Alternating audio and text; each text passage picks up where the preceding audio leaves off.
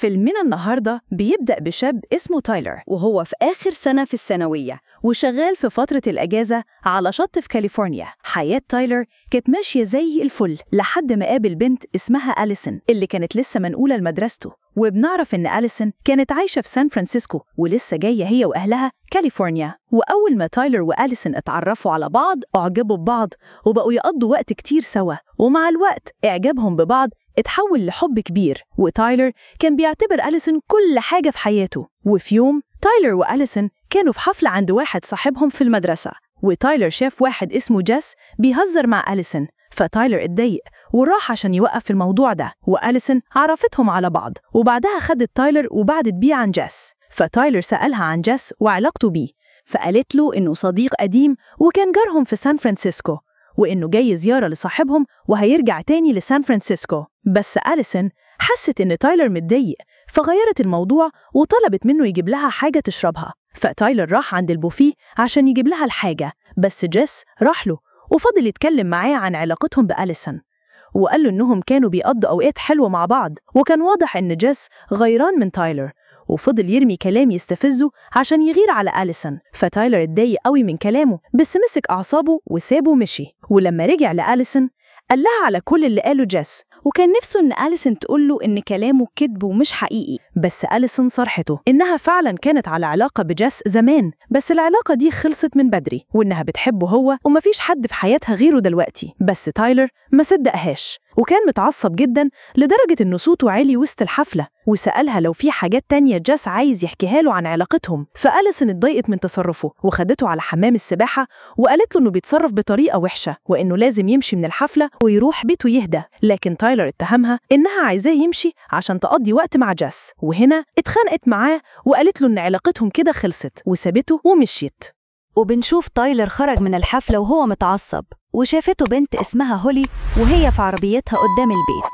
وهولي سألته إيه اللي مضايقه، فعرفها إنه اتخانق مع صاحبته. فهولي قالت له يركب معاها عشان تنسيه أي حاجة مضايقاه. وفعلا تايلر ما ترددش لحظة وركب معاها وراحوا ديسكو وفضلوا يرقصوا سوا وكانوا مبسوطين جدا. وتاني يوم الصبح تايلر صحي لقى نفسه على سرير في بيت هولي ومسك تليفونه عشان يشوف لو أليسون كلمته. وبعد شوية تايلر اكتشف إن بيت هولي كبير جدا وفخم، ونزل الجنينة وهو منبهر بالمنظر. فضل يدور على هولي لحد ما لقاها قاعدة على الأرض في الصالة وحواليها صور كتير هي مصوراها لأنها بتعشق التصوير. وقعدوا يفتكروا كل اللي حصل بينهم امبارح وضحكوا. وبعدها قعدوا في الجنينة وتايلر عرف إن هولي أبوها مات وساب لها فلوس كتير، وإن مامتها ماتت قبله. وتايلر شاف صورة أبوها مع ست وافتكرها مامتها، بس هولي قالت له إن بعد موت مامتها أبوها اتجوز الست دي وإن اسمها كورين، بس كورين دايما مشغولة وبتسافر كتير. تايلر بدأ يحكي لهولي عن حياته وإنه أبوه وأمه مشغولين طول الوقت، وإنه عنده أخت اسمها تيفاني وهو كل حاجة في حياتها. وجه بالليل وتايلر قرر يمشي عشان تليفونه مقفول من امبارح وأهله ممكن يكونوا قلقانين عليه. ولما وصل البيت وحط تليفونه على الشاحن لقى رسالة من أليسون بتقوله لو عايز يتكلم معاها يكلمها في أي وقت. وتايلر رد عليها برسالة وقال لها إنه هيكلمها الصبح. وتاني يوم تايلر قابل أليسون واعتذر لها عن اللي عمله في الحفلة، وهي كمان اعتذرت له. وأليسون بتقول لتايلر إنها لما كانت عايشة في سان فرانسيسكو كانت مشوشة وليها علاقات كتير، بس حاليا هي بتحبه وملهاش حد غيره، وبيتفقوا إنهم ما يخبوش حاجة عن بعض تاني. وهم في المدرسة بيتفاجئ تايلر بهولي وبتقوله إنها شافته مع صاحبته، فبيقول لها تايلر إنهم متصالحوا ورجعوا لبعض. فسألته إذا كان حكى لأليسون عنهم، فقال لها إنه ما حكاش حاجة، وطلب منها إن اللي حصل بينهم يكون سر. فهولي طمنته وبتقوله إنها بتعرف تكتم الأسرار كويس. وفي فترة الراحة تايلر كان قاعد في كافيه المدرسة مع أليسون، وجي صاحبهم جيل وبيعرفهم بهولي وإنه تعرف عليها في حصة الأحياء وإنها لسه منقولة النهاردة لمدرستهم. وجيل عرف هولي على أليسون وليندا وتايلر، وقعدوا كلهم على ترابيزة واحدة. وهولي بدأت تتكلم معاهم كلهم بطريقة لطيفة وكانوا مبسوطين جدا. وهولي عزمتهم على حفلة آخر الأسبوع، بس تايلر رفض وقال إن أخته تيفاني عندها تدريب في اليوم ده. وبعد شوية تايلر بعت رسالة لهولي وطلب منها تقابله بعد ما الدراسة تخلص، وتقابله فعلا. وهولي كانت فاكرة إنه عايز يتقرب منها، بس تايلر قال لها إنهم لازم يقطعوا علاقتهم ببعض، وإن اللي حصل بينهم في بيتها كان مجرد غلطة بسبب خناقته مع أليسون، وإنه ما كانش عارف هو بيعمل إيه. بس هولي زعلت جدا واتنرفزت وقالت له إنه استغلها وإن مش من السهل يدخل في علاقة معاها وبعد يومين ينهيها، وقالت له إن اللي عمله ده مش هيعدي بالسهل، وسابته ومشيت. والأيام عدت وهولي اتصاحبت على أليسون وليديا أكتر، بس أليسون وليديا استغربوا من شخصية هولي لما عرفوا إن ما عندهاش أي حساب على مواقع التواصل الاجتماعي.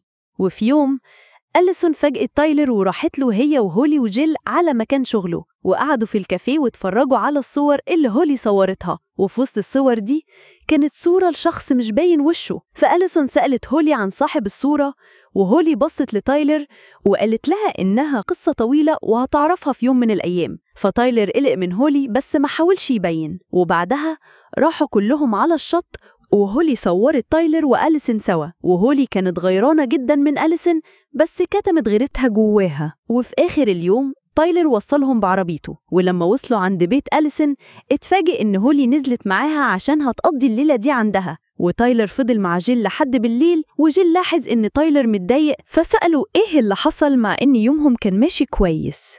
فتايلر حكاله على كل اللي حصل بينه وبين هولي، وقال له إنه محتار ومش عارف يعمل إيه، وإنه عاوز يصارح أليسون بالحقيقة قبل ما تعرفها من هولي. فجيل نصحه إنه ما يقولش حاجة، خصوصاً إن تايلر وأليسون لسه راجعين لبعض قريب.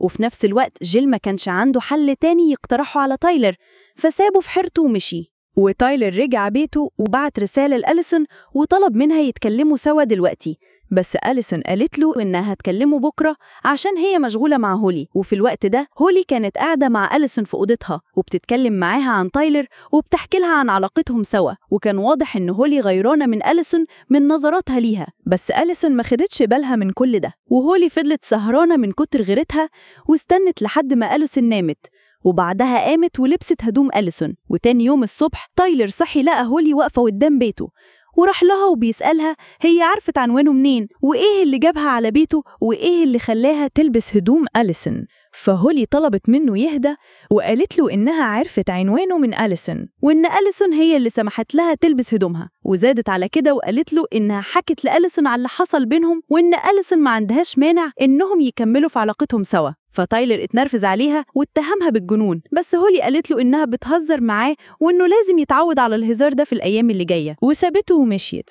وبعد كده تايلر راح المدرسة ولقى كورين مرات أبو هولي واقفة مع الأخصائي النفسي بتاع المدرسة، واستناها لما خلصت وراح لها وعرفها بنفسه إنه صديق هولي، وقال لها إنه مستغرب جدا من تصرفات هولي الأخيرة. فكورين بتقوله إن هولي بتتعالج نفسيا من يوم وفاة أبوها، وكورين طلبت منه إنه ما يقولش لهولي إنها جت المدرسة عشان هتزعل جدا. فتايلر وعدها إنه مش هيجيب سيرة، بس قلق من هولي وحس إنها خطر وممكن تأذي أليسون. تاني يوم في المدرسة تايلر قابل أليسون واتفاجئ لما عرف منها إن هولي حكت لها إنها حامل وإن الشاب اللي حملت منه ندل وسابها، وكمان هولي محتاجة أليسون تبقى جنبها الفترة اللي جاية لأنها متلخبطة ومش عارفة تعمل إيه. فتايلر قلق جدا من هولي لأنها بدأت تقرب من أليسون أكتر، بس ما قدرش يمنع أليسون، والموضوع ده سبب حيرة وقلق لتايلر لحد ما في يوم صحي لقى هولي قاعدة في بيته مع أخته تيفاني، وتيفاني كانت مبسوطة جدا من هولي وطلبت من تايلر يخلي صاحبته تيجي البيت كتير. فتايلر خد هولي وخرج بيها بره البيت واتخانق معاها، وهولي قالت له إنها بتحبه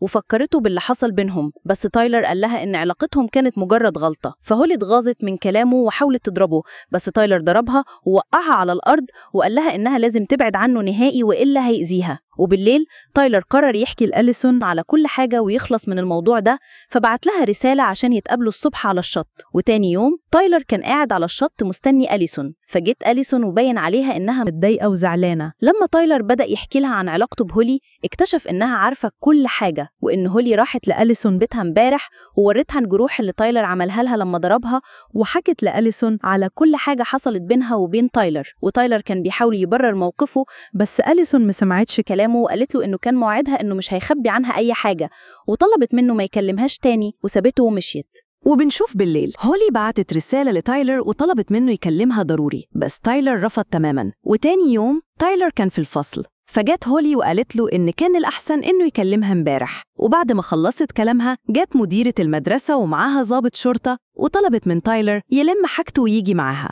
فتايلر عرف من المديرة إن في طالبة اسمها إليزابيث قدمت فيه شكوى واتهمته إنه اعتدى عليها، والمديرة قالت له إنه مفصول من المدرسة لحد ما التحقيق في الشكوى يخلص. فتايلر اتصدم لما عرف إن اسم هولي الحقيقي هو إليزابيث. فبنشوف تايلر رجع بيته بسرعة وبحث عن هولي على الإنترنت، واكتشف إن ليها سوابق في الاعتداء على الطلاب وإنها اتحجزت في مؤسسة نفسية لفترة طويلة. بالليل جت رسالة من هولي على تليفون تايلر، وكان فيها صورة أليسون وهي مغمى عليها.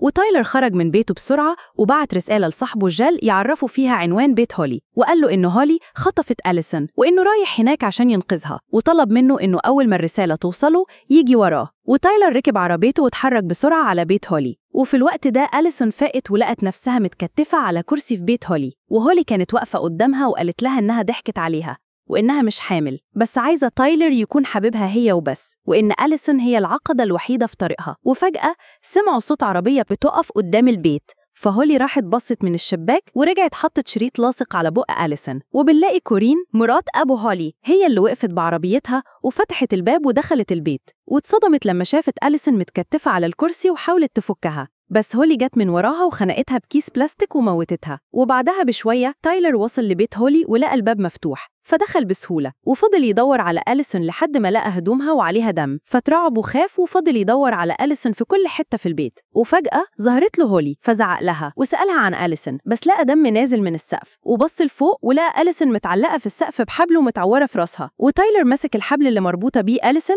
وفكه ونزلها بالراحة على الأرض، واطمن إنها لسه عايشة، بس اتفاجئ إن هولي اختفت. فتايلر مسك سيخ من بتوع الدفاية وخد أليسون عشان يهربوا بسرعة. ولما وصلوا عند حمام السباحة لقوا هولي جت وراهم ومعاها مسدس، وهددتهم بيه وطلبت من تايلر يرمي السيخ اللي في إيده على الأرض. فتايلر نفذ كلامها واعتذر لها على اللي عملوه معاها، بس هولي ضربت تايلر بالنار في كتفه ووقع على الأرض. وفي اللحظة دي جيل صاحبهم وصل، فهولي اتلفتت عشان تضربه بالنار، بس الرصاصة ما جاتش فيه. وبنلاقي أليسون مسكت السيخ وضربت هولي في بطنها، ووقعت هولي في حمام السباحة وهي بتنزف.